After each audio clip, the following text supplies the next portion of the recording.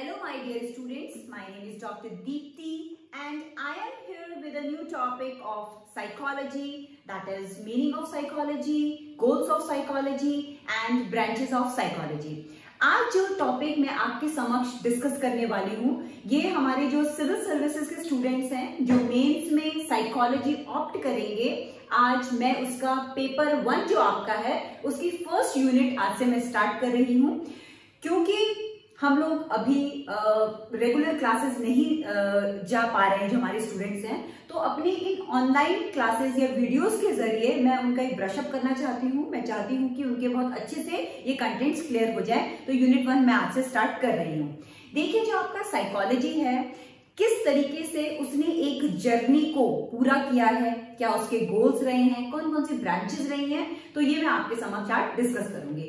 देखिए, जो आपका साइकोलॉजी है it is scientific study of behaviour, लेकिन स्टडी ऑफ बिहेवियर से पहले साइकोलॉजी को study of soul, study of mind, study of consciousness की तरह डिफाइन किया हुआ था। तो कौन कौन से फिलोसोफर्स थे जो कि बाद में साइकोलॉजिस्ट बने थे और किस किस ने कहा था कि वो स्टडी ऑफ सोल है, तो वो सब मैं आपके सामने डिस्कस करूंगी।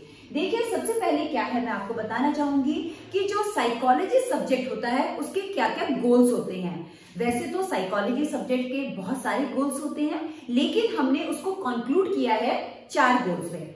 सबसे पहला गोल है जो साइकोलॉजी का है वो है आपका डिस्क्रिप्शन, दूसरा गोल है आपका explanation, third goal is prediction and the fourth goal is control. जो पहला गोल है डिस्क्रिप्शन, इसका मतलब है what is happening. As a psychologist अगर हम किसी प्रोसेस को स्टडी करते हैं तो सबसे पहले हमें उसके लिए अवेयर होना चाहिए कि आखिर हो क्या रहा है। यानी कि बिहेवियर में अगर कोई पर्टिकुलर आपको चेंज दिख रहा है किसी भी इंडिविजुअल में, तो वो आएगा आपका डिस्क्रिप्शन, यानी कि व्हाट इज हैपनिंग। सेकेंड जो गोल है दैट इज एक्सप्लेनेशन। एक्सप्लेनेशन का मतलब होता है व्हाई इट इज हैपनिंग। अगर आपको कुछ ऐसा अलग सा कोई स्ट्रेंज बिहेवियर पैटर्न नजर आता है तो आप ये पता लगाने की कोशिश करोगे कि why that particular behaviour is happening. The third goal is prediction.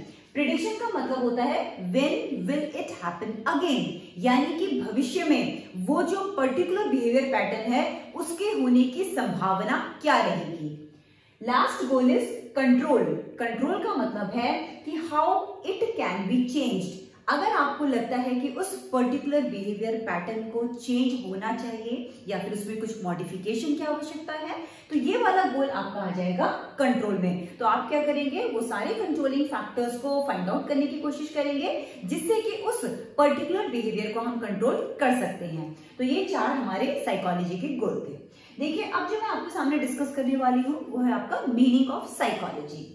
The meaning and concept of psychology has changed from time to time. समय समय पर साइकोलॉजी को अलग अलग तरीकों से समझाया गया है, डिफाइन किया गया है।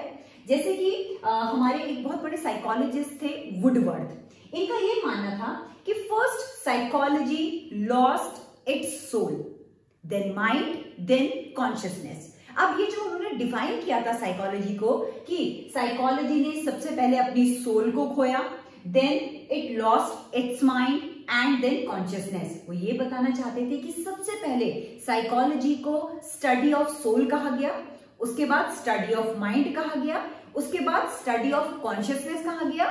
फाइनली जो डेफिनेशन एक्सेप्ट की गई थी वो थी आपकी स्टडी ऑफ ह्यूमन बिहेवियर। तो इस तरीके से उन्होंने इस पूरी जर्नी को इस छोटे से स्टेटमेंट में बहुत अच्छे से एक्सप्लेन किया है। देखिए, सबसे पहला जो आपका आता है वो है आपका psychology as science of soul. हमारे जो फिलोसोफर्स थे जैसे कि आपके एरिस्टोटल हो गए, प्लेटो, डेमोक्राइटस, इन्होंने कहा था कि जो साइकोलॉजी होती है it is study of soul. लेकिन क्या है कि इस डेफिनेशन को भी क्रिटिसाइज कर दिया गया था, क्योंकि जब उनसे ये पूछा गया था कि सोल का फॉर्म क्या होता है, या वो विजिबल होती है या किसी ने उसको देखा है, तो ये फिलोसोफर्स ये सब समझाने में सक्षम नहीं हो पाए थे।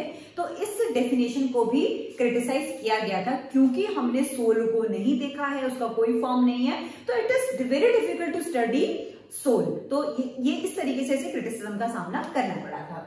बेसिकली अगर आप इटाइमोलॉजिकल मीनिंग देखेंगे साइकोलॉजी का, तो साइकोलॉजी आपका एक ग्रीक वर्ड है साइकी, उससे आपका डिराइव्ड है।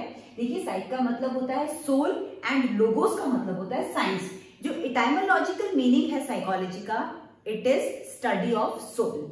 ठीक है, इसके बाद जो नेक्स्ट हमारी जर्नी आई थी वो है आपकी psychology as a science of mind. अब हमारे कुछ फिलोसोफर्स थे जैसे आपके डिस्कार्ड्स, कैंट, लॉकी, इन्होंने कहा था कि साइकोलॉजी क्या है, एक साइंस ऑफ आपका माइंड है। It is a branch of mental philosophy जिसमें कि डिफाइन किया गया है psychology as a science of mind. लेकिन इसको भी क्रिटिसिज्म का सामना फेस करना पड़ा था, क्योंकि ये भी सक्षम नहीं हो पाए थे माइंड को डिफाइन करने में, बिकॉज माइंड एक छोटी सी आपका कोई प्रोसेस नहीं है। माइंड में भी हमारे बहुत सारे एलिमेंट्स, यदि आप अगर न्यूरो साइंस की बात करें या बायो साइकोलॉजी पढ़ेंगे तो आप उसमें देखेंगे माइंड को क्या है, it's not simple to study mind. Mind में बहुत सारे एस्पेक्ट्स होते हैं। तो ये जो फिलोसोफर्स थे ये उसके फॉर्म को बताने में सक्षम नहीं हो पाए थे, प्लस वो ऐसे मेथड्स नहीं बता पाए थे जिससे कि हम माइंड को साइंटिफिकली स्टडी कर पाए। तो इस वाली डेफिनेशन को भी क्रिटिसाइज कर दिया गया था। इसके बाद आता है आपका psychology as a science of consciousness. अब इसमें क्या था कि आपके एक विलियम जेम्स करके साइकोलॉजिस्ट थे, उन्होंने अपनी बुक प्रिंसिपल्स ऑफ साइकोलॉजी में इसका जिक्र किया था, जो कि 1890 में पब्लिश हुई थी। इन्होंने कहा था कि psychology is a science of consciousness. इसके बाद इसका जो सपोर्ट किया गया था इस डेफिनेशन का, उसमें थे आपके एक्सपेरिमेंटल साइकोलॉजिस्ट जिनका नाम था विलियम वुंट। तो विलियम वुंट और विलियम जेम्स का ये मानना था कि साइकोलॉजी आपकी क्या है, साइंस ऑफ कॉन्शियसनेस है। इसके बाद इसको भी क्रिटिसाइज कर दिया गया था, क्योंकि ये साइकोलॉजिस्ट अगेन कॉन्शियसनेस को अच्छे से यानी कि बहुत ही साइंटिफिकली डिफाइन करने में सक्षम नहीं हो पाए थे। जैसे कि आपको पता है कि माइंड के भी बहुत सारे लेवल्स होते हैं, कॉन्शियस, प्री कॉन्शियस, अनकॉन्शियस, जो कि बाद में फ्रॉइड के द्वारा उसको डिफाइन किया गया था। लेकिन इस समय कॉन्शियसनेस को वो एक अच्छी डेफिनेशन, एक फॉर्म, किस तरीके से हम इन सेंसेशंस को, परसेप्शंस को, कॉन्शियसनेस को हम स्टडी कर पाएंगे, वो मेथड्स नहीं दे पाए थे। इसलिए इस डेफिनेशन को भी क्रिटिसाइज कर दिया गया था। लास्ट में आपका जो आया था वो है आपका, जिसे एक्सेप्ट किया गया था सभी साइकोलॉजिस्ट के द्वारा, वो था आपका psychology as a science of behaviour. इसमें जो कि हमारे एक बिहेवियरिस्ट थे, बहुत ही पॉपुलर साइकोलॉजिस्ट थे जिनका नाम था जेबी वॉटसन, इन्होंने इस डेफिनेशन को सबसे ज्यादा पॉपुलराइज किया था। उसके बाद हमारे जितने भी बिहेवियरिस्ट थे, चाहे वो बीएफ स्किनर थे, चाहे वो थॉर्नडाइक थे, तो चाहे वो पैवलॉफ थे, इन लोगों का ये कहना था कि साइकोलॉजी क्या है, एक साइंस ऑफ बिहेवियर है। बिहेवियर यानी व्यवहार एक ऐसी चीज है जो कि ओवर्ट है। ओवर्ट का मतलब होता है विच इज ऑब्जर्वेबल, जिसे आप देख सकते हैं, जिसे आप मेजर कर सकते हैं, जिसे आप कैलकुलेट कर सकते हैं। तो बेसिकली साइंस को, साइकोलॉजी को इन्होंने साइंस ऑफ बिहेवियर का दर्जा दिया था। देखिए इसके बाद काफी हमारे बिहेवियरिस्ट थे जैसे विलियम ड्यूबल, आरवेस वुडवर्थ, इन लोगों ने इस डेफिनेशन को काफी ज्यादा प्रमोट किया था। तो ये तो एक जर्नी हो गई कि साइकोलॉजी ने किस तरीके से आपका एक पार किया था, पहले psychology as a science of soul, then psychology as a science of mind, psychology as a science of consciousness, last psychology as science of behaviour. तो ये चार इन्होंने जर्नी पार करते हुए साइकोलॉजी के एक डेफिनेशन को मिली थी। इसके बाद जो नेक्स्ट टॉपिक मैं आपके सामने डिस्कस करने वाली हूँ वो है आपकी ब्रांचेस ऑफ साइकोलॉजी। ये भी आपका यूनिट 1 का इंपॉर्टेंट टॉपिक है। देखिए बहुत सारी ब्रांचेस हमारी साइकोलॉजी की हैं, तो हमारी जो मेन ब्रांचेस है वो मैं आपके सामने एक्सप्लेन करूंगी। The first branch of psychology is community psychology. Community psychology वो साइकोलॉजी का ब्रांच होता है जो क्या करता है, कम्युनिटी से रिलेटेड प्रॉब्लम्स को, कम्युनिटी से रिलेटेड प्रोसेस को, कम्युनिटी से रिलेटेड टर्म्स को, कॉन्सेप्ट्स को स्टडी करता है।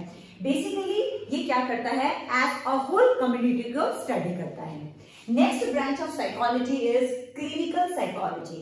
क्लिनिकल साइकोलॉजी में हम लोग क्या करते हैं, डायग्नोज करते हैं कॉजेस, ट्रीटमेंट, जितने भी मेंटल डिसऑर्डर्स होते हैं हम इस ब्रांच ऑफ साइकोलॉजी में स्टडी करते हैं। Next branch of psychology is counselling psychology. Counselling psychology basically deal करती है उन टेक्निक्स, उन मेथड्स को जिसके द्वारा कोई भी हम क्या करते हैं, किसी भी व्यक्ति को अगर कोई भी बिहेवियरल प्रॉब्लम होती है या किसी भी तरीके की प्रॉब्लम्स होती हैं तो वो क्या करता है, किसी काउंसलर के पास जाता है, टेक्निक्स वगैरह कुछ ऑप्ट करता है जिससे कि हम क्या करते हैं उसके बिहेवियर मॉडिफिकेशन में काम करते हैं। तो बेसिकली काउंसलिंग साइकोलॉजी उन काउंसलिंग टेक्निक्स को स्टडी करती है। इसके बाद आता है आपका educational psychology. Educational psychology as name indicate, education का मतलब होता है मॉडिफिकेशन ऑफ बिहेवियर, साइकोलॉजी का मतलब होता है स्टडी ऑफ बिहेवियर। अगर हम इन दोनों को मिला देते हैं एजुकेशनल साइकोलॉजी का, तो इसका मतलब होता है study of human behaviour in order to modify it. Educational psychology help करता है किसी भी बच्चे को उसके एजुकेशनल एनवायरनमेंट में और ज्यादा मॉडिफाई करने में। तो बेसिकली एजुकेशनल साइकोलॉजी बच्चे की प्रॉब्लम्स, यानी जो बच्चा होता है, इंडिविजुअल डिफरेंसेस, उनकी पोटेंशियलिटी, उनकी कैपेबिलिटी, उनका आईक्यू लेवल, एक एजुकेशनल पर्सपेक्टिव में क्या होना चाहिए, कैसे हम करिकुलम फ्रेम करें, टाइम टेबल फ्रेम करें, क्या टीचिंग मेथड्स होनी चाहिए, तो वो क्या करता है, चाइल्ड को, बच्चे को एक सेंटर ऑफ एजुकेशन में रखकर हर चीज को फ्रेम करता है। तो this is educational psychology. Then comes organisational psychology, जिसे हम इंडस्ट्रियल साइकोलॉजी भी कहा जाता है। इसमें हम किसी भी इंडस्ट्री के या किसी भी कंपनी ने जो आपके एम्प्लॉयज हैं उनको स्टडी करना, वर्क मोटिवेशन, लीडरशिप स्किल्स, इसके ऊपर स्टडी की जाती है। तो बेसिकली ये क्या करता है, ऑर्गेनाइजेशन में जो एम्प्लॉयज काम कर रहे हैं उनके ऊपर जो भी आपकी साइकोलॉजी ऑप्ट की जाती है, जो भी स्टडी उनके ऊपर किया जाता है, उसका हम ऑर्गेनाइजेशनल साइकोलॉजी कहते हैं। Next branch of psychology is experimental psychology. देखिए जो एक्सपेरिमेंटल साइकोलॉजी है ये बेसिकली हम लेबोरेटरी में कंडक्ट करते हैं। इसमें हम जैसे बहुत सारे एस्पेक्ट्स को हम स्टडी कर सकते हैं। परसेप्शन हो गया, सेंसेशन हो गया, मोटिवेशन हो गया, इंटरेस्ट हो गया, एप्टीट्यूड हो गया, एटीट्यूड हो गया। तो बेसिकली जब हम किसी भी कंसेप्ट को या हम अपने सब्जेक्ट के किसी चीज, पर्टिकुलर चीज को हम स्टडी करना चाहते हैं तो हम क्या करते हैं, कुछ वेरिएबल्स को कंट्रोल करते हैं और लेबोरेटरी में उस चीज को स्टडी करते हैं। तो वो जितनी भी चीजें हैं जो कंट्रोल्ड इन्वायरमेंट में जो हम लेबोरेटरी में कंडक्ट करते हैं, that comes under this branch of psychology, that is experimental psychology. Then comes social psychology. Social psychology का मतलब होता है इसमें हम सोशल इवेंट्स, किसी भी इंडिविजुअल का क्या सोशल बिहेवियर है और वो किस तरीके से अपने पेयर ग्रुप के साथ बिहेव करता है। तो बेसिकली हम क्या करते हैं, किसी भी सोसाइटी का सोशल बिहेवियर या किसी इंडिविजुअल का सोशल बिहेवियर स्टडी करते हैं। This comes under the branch of psychology, that is social psychology.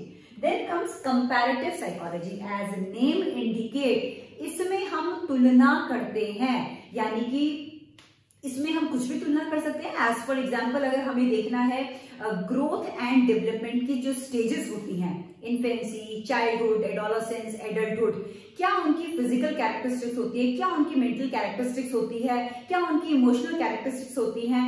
यदि हम इंडियन बच्चे और हम अमेरिकन या फिर जापानीज या फिर चाइनीज, इन कंट्रीज के in different growth and developmental stages की कैरेक्टरिस्टिक्स को स्टडी करना चाहते हैं तो वो आपकी कंपैरेटिव साइकोलॉजी में आता है। बेसिकली हम इसमें क्या करते हैं, कंपेयर करते हैं। Then comes biopsychology. बायोसाइकोलॉजी जब बायोलॉजी जब आपका कंबाइन करता है साइकोलॉजी से, वो क्या बनाता है आपका बायोसाइकोलॉजी। तो जहां पर हम बायोलॉजी की प्रिंसिपल्स को, उसके मेथड्स को यूज करते हैं साइकोलॉजी में, वो हम बायोसाइकोलॉजी कहलाती है। देखिए बेसिकली हम क्या करते हैं, बायोसाइकोलॉजी में हम पूरा न्यूरोलॉजिकल स्ट्रक्चर पढ़ते हैं, नर्वस सिस्टम का पूरे स्टडी करते हैं, हम ब्रेन के बारे में पढ़ते हैं, हम कौन कौन सी टेक्निक्स जिससे हम ब्रेन को स्टडी कर सकते हैं। तो बेसिकली हम इसमें क्या करते हैं, पूरा जो भी हमारा फिजियोलॉजिकल सिस्टम होता है वो सारा का सारा हम अपने बायोसाइकोलॉजी में स्टडी करते हैं।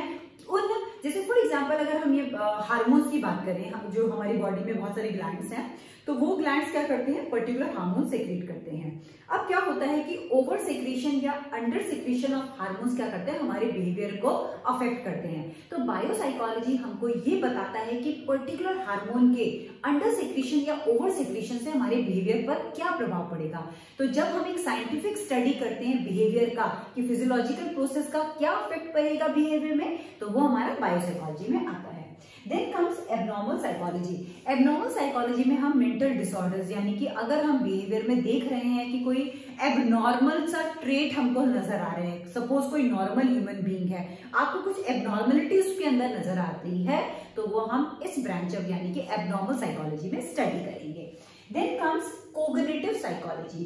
देखिए कोग्निटिव का मतलब होता है which is related to our mental aspect, हमारी रीजनिंग एबिलिटी, हमारी एनालाइज करने की एबिलिटी, अप्लाई करने की एबिलिटी, ये सारी एबिलिटी जो हमारी हायर कोग्निटिव मेंटल एबिलिटीज मानी जाती है, वो हम सब एबिलिटीज स्टडी करते हैं कोग्निटिव साइकोलॉजी। तो बेसिकली ये जो ब्रांच ऑफ साइकोलॉजी है ये डील करता है हमारे मेंटल एस्पेक्ट को। Then the last one is developmental psychology.